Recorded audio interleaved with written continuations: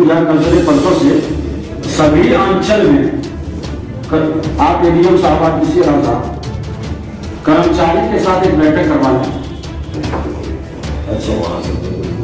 जैसे मैट्रिक परीक्षा खत्म होता है 24-25 को खत्म होता है, हमको ये सुनिश्चित करवाइए आप दोनों व्यक्ति कि किसी का जन्म मामला में परेशान नहीं किया जाएगा और ये व्यवस्था सुनिश्चित करवाइए, क्योंकि ये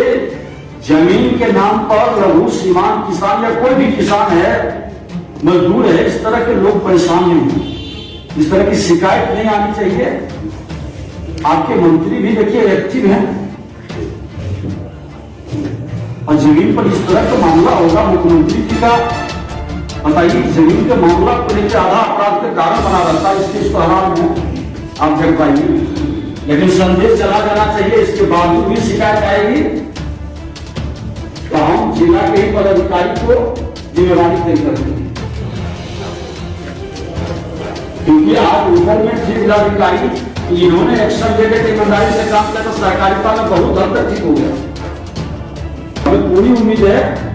कि अंचल में ठीक हो जाएगा।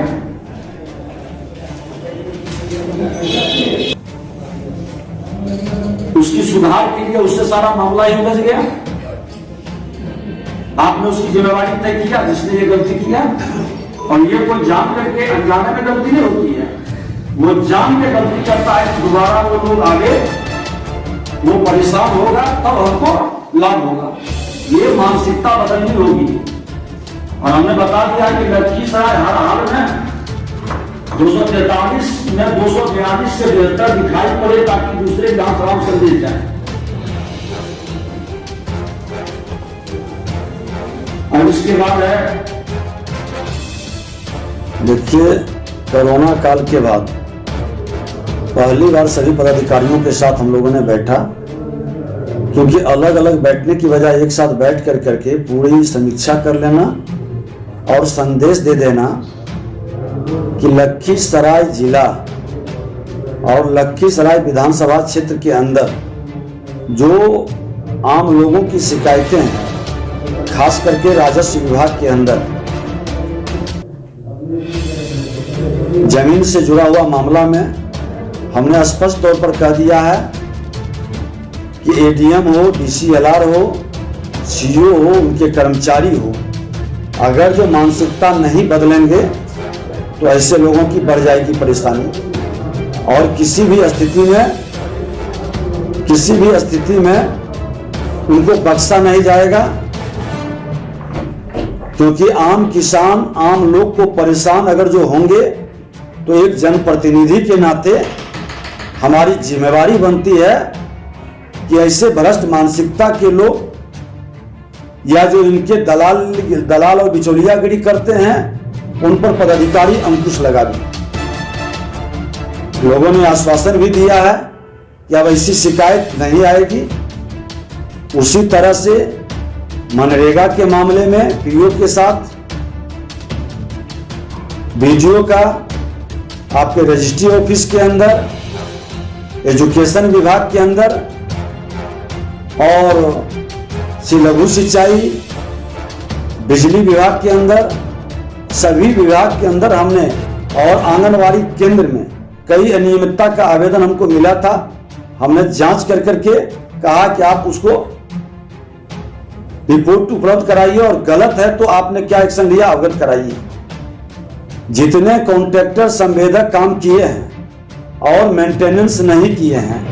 उस पर क्या कार्रवाई हुई है उससे भी अवगत कराने के लिए कहे हैं कि अब तो सरकार की जो नीति बनी है कि उन्हीं को मेंटेन करना है, गुणवत्तापूर्ण काम करना है, और अगर जो ये गुणवत्तापूर्ण काम नहीं करते हैं, मेंटेनेंस नहीं करते हैं, तो वैसे लोगों को दोबारा टेंडर कैसे मिलता है। नगर पंचायत, नगर परिषद के अंदर भी जो योजनाएं चल रही है, प्रधानमंत्री आवास योजना के अंदर हमने कहा है कि जो शिकायत और गलत रिपोर्ट आया है, नल जल की व्यवस्था का है या और कई तरह के योजनाएं का है,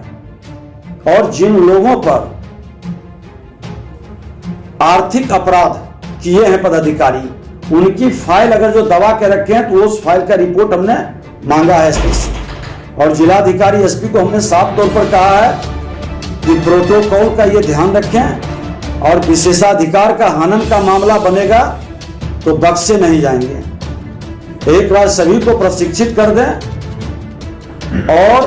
पारदर्शिता ईमानदारी के साथ सरकार का निर्णय को जमीन पर उतारे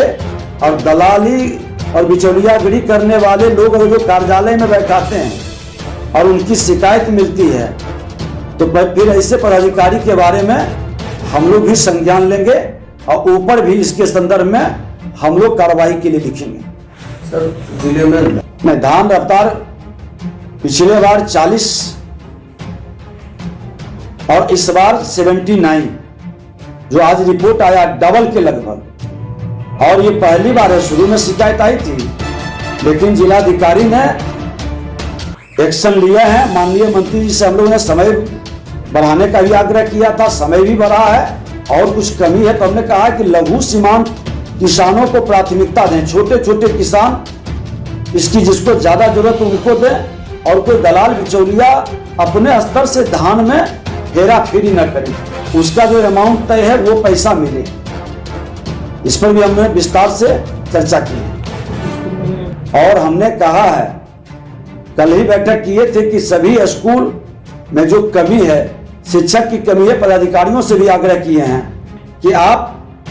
मोटिवेशन का एक अभियान चलाएं। जो बुद्धिजीवी हैं, जो पढ़े लिखे लोग हैं, रिटायर्ड शिक्षक हैं, प्रोफेसर हैं, डॉक्टर, इंजीनियर हैं, अपने अपने गांव के भविष्य को बचाने के लिए मोटिवेट करें, पढ़ाई में मदद करें। सरकार भी अपने स्तर से मदद करेगी। आने वाला दिन में शिक्षा में बेहतर सुधार होगा और शिक्षक की कमी भी दूर होगी। सरकार का पहल है, हम लोग भी इसको देखेंगे और बेहतर सुधार हो। इसको भी बजट सत्र चल रहा है, माननीय विधायक का जो